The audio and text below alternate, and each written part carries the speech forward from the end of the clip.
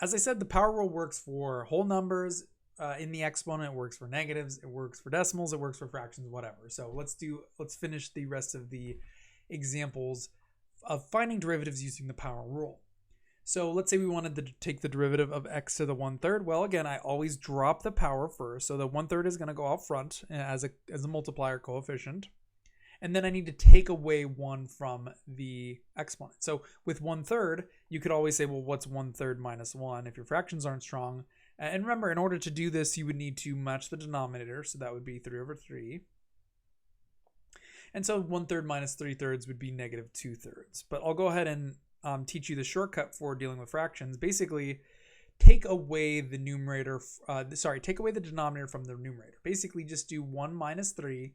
That would give you negative 2. It'll be your new numerator, and your denominator will always stay the same when you're applying the power rule. So I'll go ahead and let's do that again for the next example.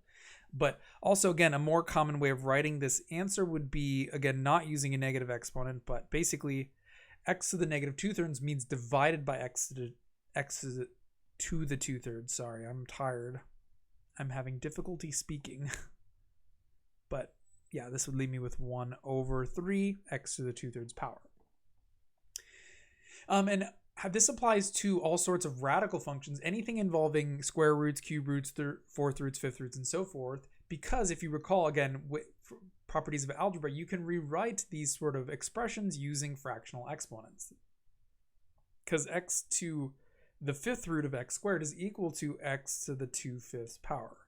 And remember, for radicals, the power on x always goes into the numerator of the fraction, and the index of the root, which is the little number in front of the root, will always go in the denominator. So basically, remember, you can always convert this to a fractional exponential.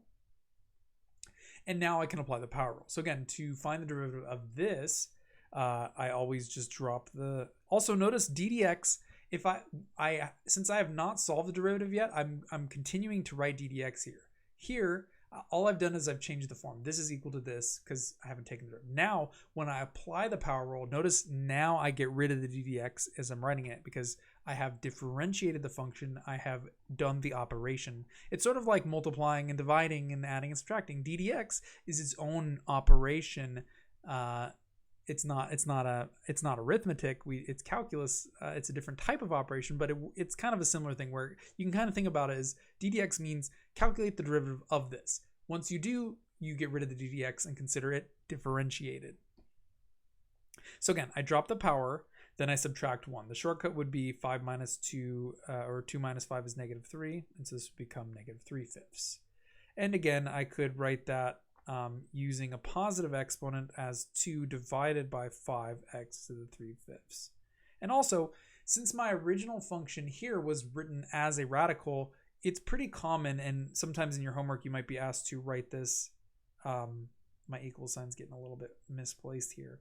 But you might be asked to write this using radical notation. But remember, x to the 3/5 power, that just means, well, fifth is the index on the root. This means the fifth root of x cubed. And so I could rewrite it in radical notation. But anyways, it's kind of nice to notice that when I'm dealing with fractional or radical expressions, the derivative is still fractional. Because if you take away 1 from a fraction, it's still kind of odd or strange. Odd's not the right word, but if you know what I mean, it's still going to remain radical or fractional.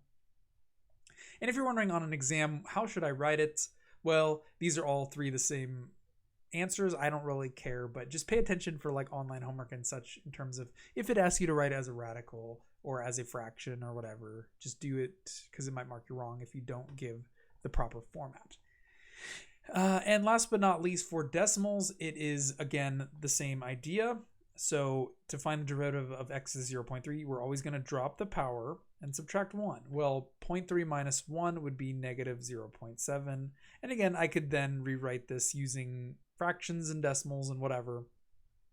And technically this would be 0.3 divided by the 10th root of x to the 7th power. But again, I'll just go ahead and leave it at that to leave it in as a symbol. So go ahead and try it yourself to see if you can find the derivative of these other functions. And reminder that when you're dealing with expressions such as division by x or root of x.